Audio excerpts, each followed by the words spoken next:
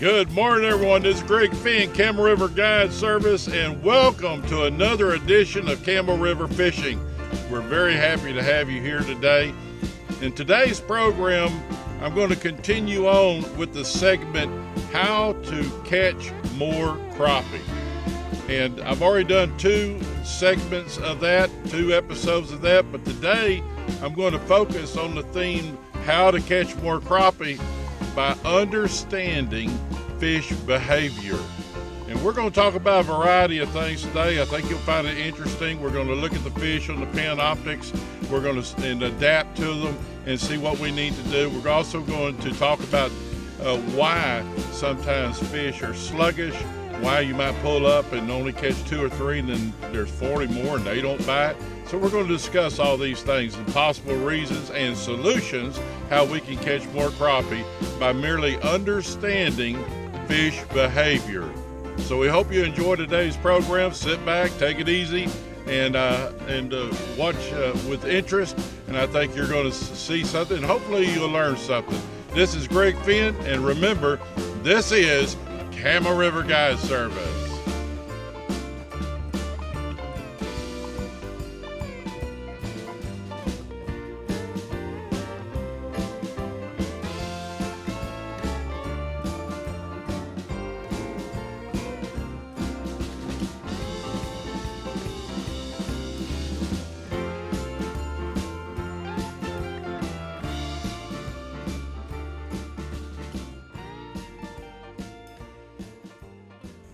So just for a few minutes, let's talk about a few of the things that may make fish not bite. What type of behavior, what causes fish sometimes to behave in such a way that they really act like they're not hungry, and what are some things that you can do about it? Well, we'll list just a few just for a moment. First of all, I would submit to you that one of the reasons fish might behave in a way that you would prefer them not to, not wanting to eat, is maybe the place has been overfished. Have you ever thought about that? A lot of times I come out here on the weekend and I see people that are just sitting in one spot all day long, just hammering the fish. Well, you can fish a place out, or at least fish it so hard that it may take weeks, if not months, for the fish to return. So that's one thing you need to be careful about. Another thing I see is people pull up to a place and they throw a big old anchor out and splash goes the water and they go down, they hit the brush pile, and you know that can't be good for these fish. These fish are spooky. They're there in the first place, not only to ambush prey like other minnows and shad and so forth, but also for protection.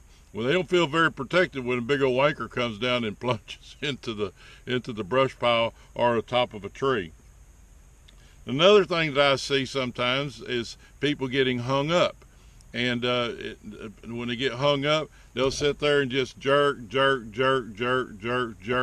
Well, to get off of a limb. Well, think about how that limb is waving down below, and those fish aren't going to like that. They're going to know something's up. So those are just 3 I would say self-induced problems that have nothing to do really with the crappie. It has more to do with you as a fisherman. But there are other reasons why fish may, factors that may affect fish behavior. For example, let's take the moon phases. Now, I fished a long time, and I will tell you that my least time to fish is during a full moon. And I think obviously that's the reason, because the water's all lit up at night and the crappie can see fish or minnows or shad, and they're moving around and they're feeding at night. And so they're just simply not hungry the next morning when you show up. In that case, you might want to try a little later in the day, maybe 10:30, 11, even 1, 2 o'clock in the afternoon, and you may find that those fish might be a little bit more hungry and act a little bit more like they're wanting to feed. Another thing that can affect fish behavior on a reservoir such as here in Lake Sam Rayburn, this lake was built for flood control, so at times the Corps of Engineers will be releasing water like they're doing right now. We're 3.5 feet high, but for whatever reasons, and they have their models, they're anticipating maybe rain in the future, so they're pulling the lake down. I noticed this morning, every morning I look at the Corps of Engineers site, and this morning they're releasing a little over 12,000 cubic feet per second. So that's a pull. It might not seem like much out here in a boat to you, but that is a pull in the water. Especially you'll notice it more when you get around your bridge pilings. You'll notice that pull. So why would that affect fish? Well, these fish, all fish, but especially crappie, in my opinion, are going to they're genetically designed, I believe, to spend as least amount of energy as they can chasing food, and so they're not going to burn up a whole lot of energy chasing one shad all day long, right? Well, the same way is true when they're pulling down a lake. They're already having to maneuver themselves constantly in the water day and night, now mind you, to be able to hold themselves in a particular area. And so the more pull is, the more energy they have to expend. That means, in my opinion, the less energy they have left to spend on eating. They're going to eat, but they're going to eat when it's right. They're going to eat when it's easy. They're not going to chase something and just go into a big feeding frenzy when they spent all night trying to tread water. So, in my opinion, the more the pull is on a reservoir, at times you'll find that fish they behave a little bit harder to catch.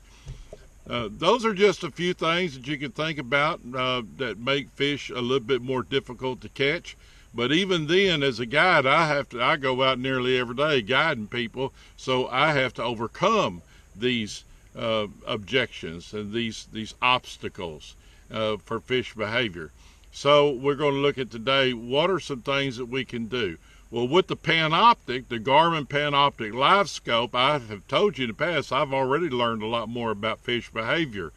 Watching the fish on the Panoptics and how they respond to your jig or your minnow or whatever, and whether or not you need to change colors or what size jig to present to the fish, will tell you right away what you need to do.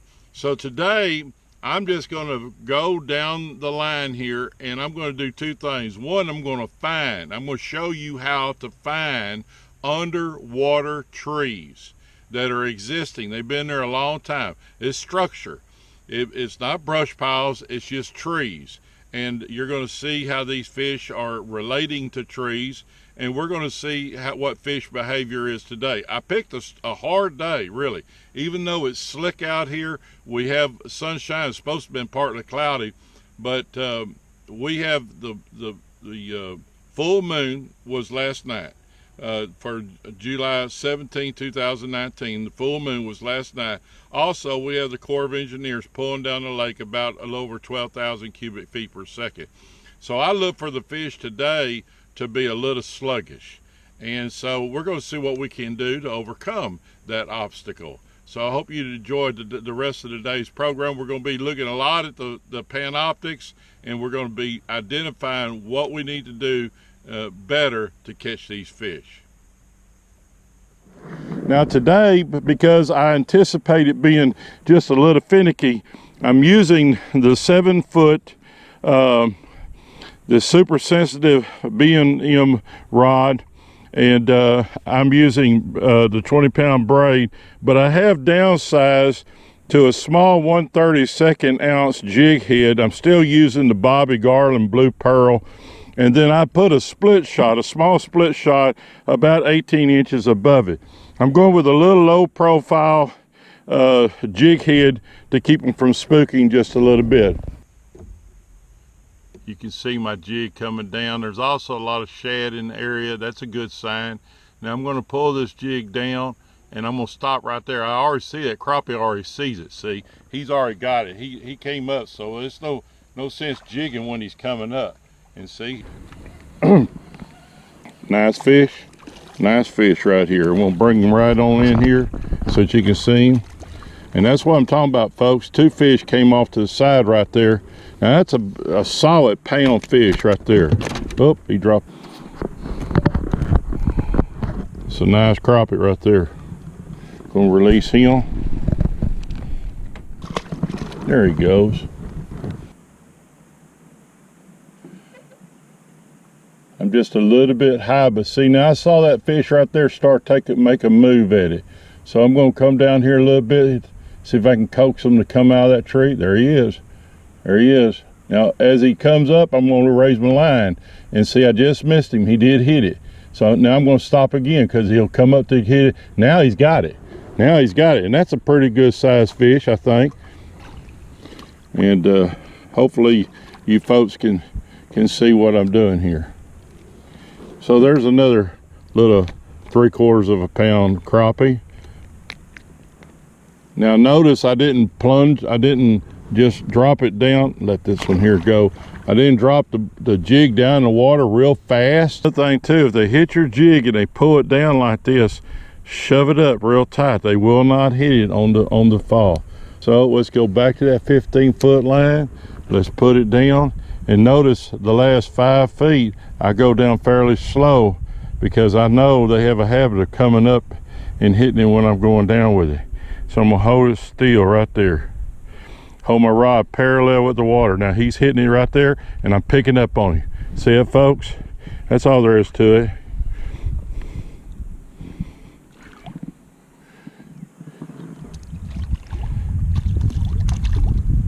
There we go.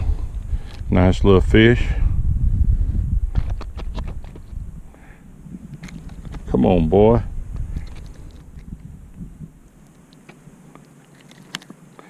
And I caught him right there on top of that lip. Pretty little fish. And we're gonna turn him loose.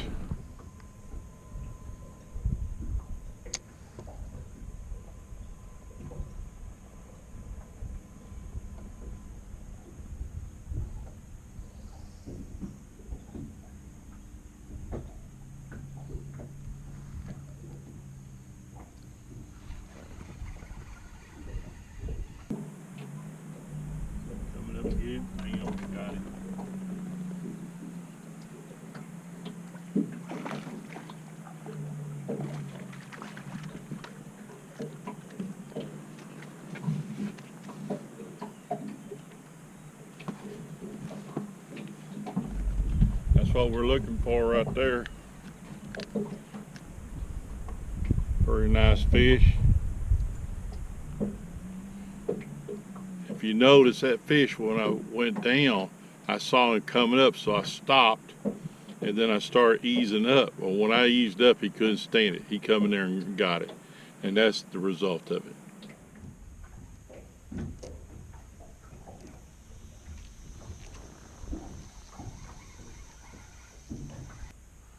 Hold it right there. Here comes one taking a look at it. Hold it still.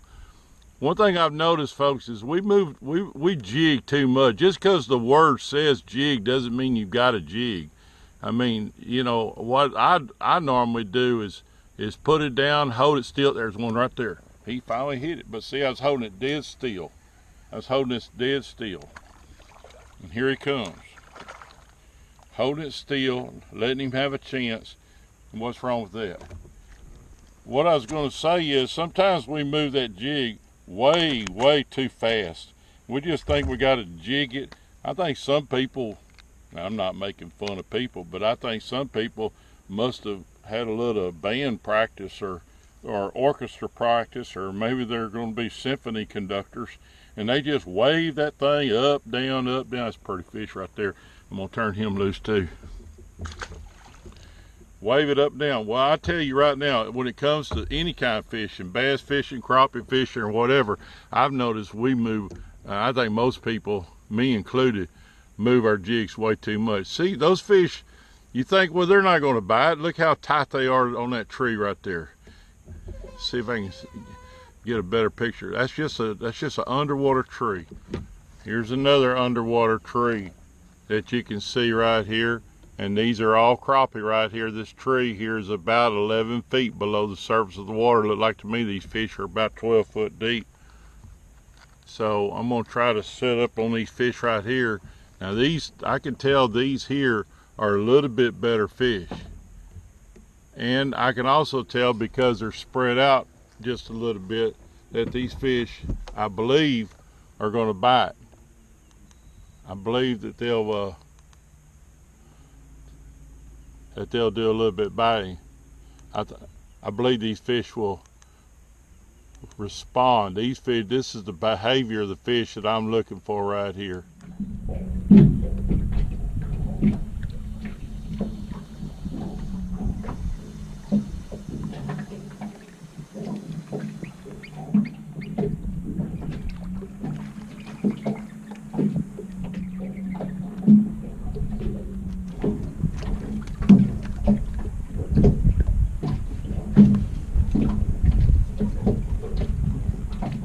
Good example of catching a finicky fish right there.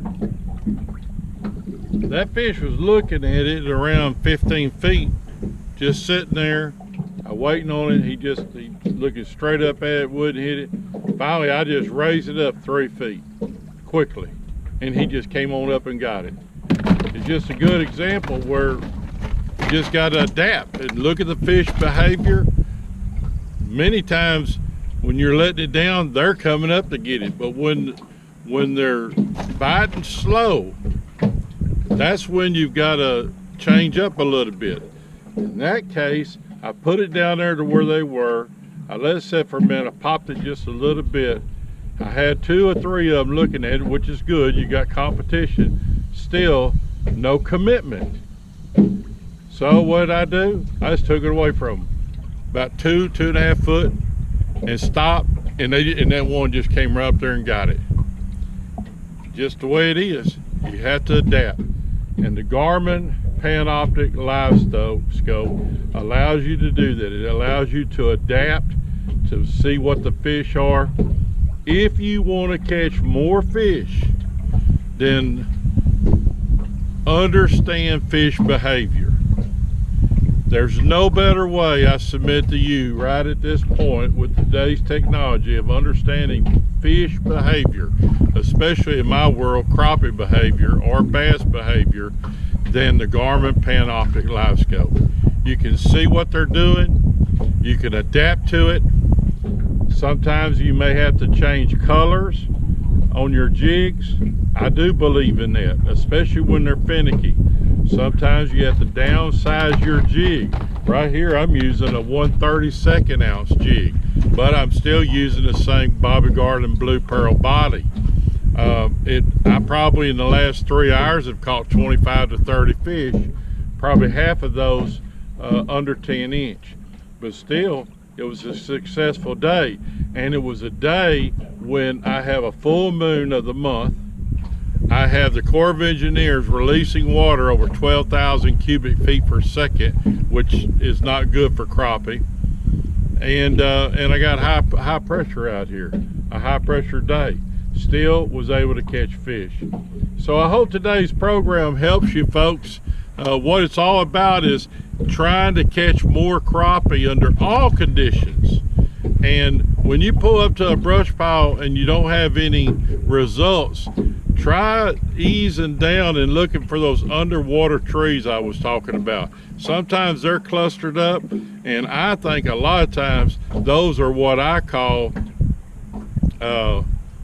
fish that have not been fooled with. I mean, they haven't been fished for, and so they're in a more of a prone to be able to want to bite, plus they end up being a little bigger. I call them unmolested fish by the fishermen.